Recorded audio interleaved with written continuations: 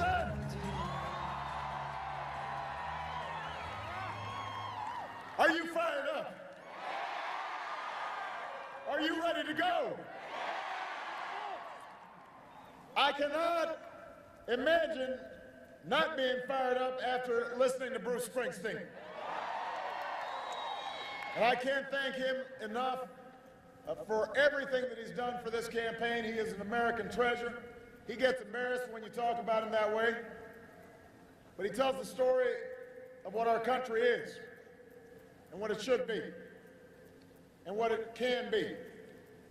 And I get to fly around with him on the last day that I will ever campaign, so that's not a bad way to end things.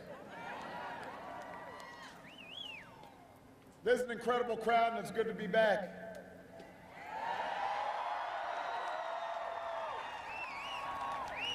The weather is cooperating. You know, it sort of feels like Chicago. Nice and brisk. There are a couple other people I want to thank before we get started. Your next senator from the great state of Wisconsin, Tammy Baldwin, is here. She'll follow in the footsteps of two other outstanding Wisconsin senators, Herb Koss. Next Congressman, Mark Pocan, is here. And let's give it up for the mayor of Madison, Wisconsin, Paul Soglin.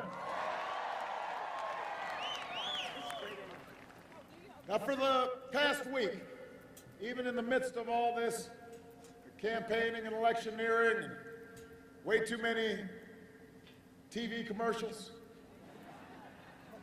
all of us, including Bruce, have been focused on one of the worst storms of our lifetimes.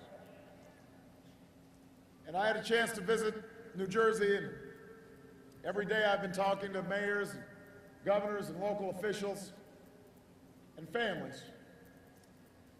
And we mourn those lives that have been lost. And whenever I talk to folks in the region, I tell them the same thing that I say whenever a tragedy besets the American family, and that is the American people come together and make a commitment that we will walk with these folks whose lives have been upended every step on the hard road ahead and the hard road to recovery. We'll carry on. No matter how bad the storm is, we will be there together. No matter how bad the storm is, we recover together. We're all in this together. We rise or fall as one nation and as one people. And you know, Madison, that spirit has guided this country along its improbable journey for more than 2 centuries.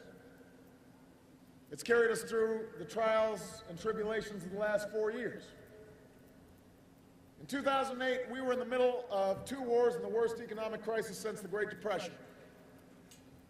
Today, our businesses have created nearly 5.5 million new jobs. The American auto industry is back on top.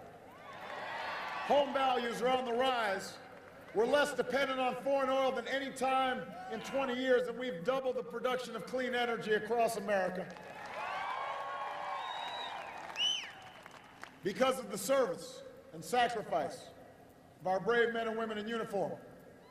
The war in Iraq is over. The war in Afghanistan is coming to a close. Al-Qaeda is on the path to defeat. Osama bin Laden is dead. We've made progress these last 4 years.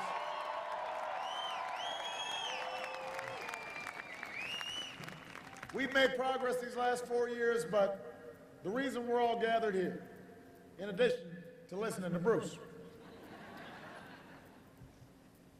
is because we know we've got more work to do.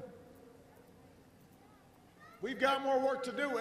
As long as there's a single American who wants a job but can't find one, our work is not yet done.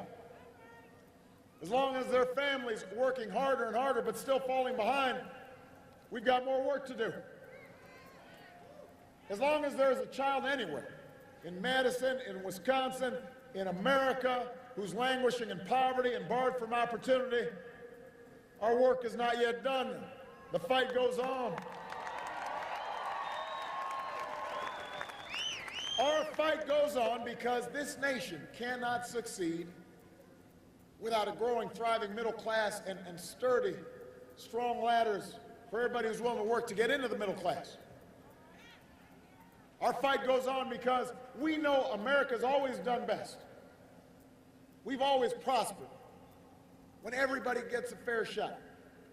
And everybody's doing their fair share. Everybody's playing by the same rules. That's what we believe. That's why you elected me in 2008, and that is why I'm running for a second term as President of the United States.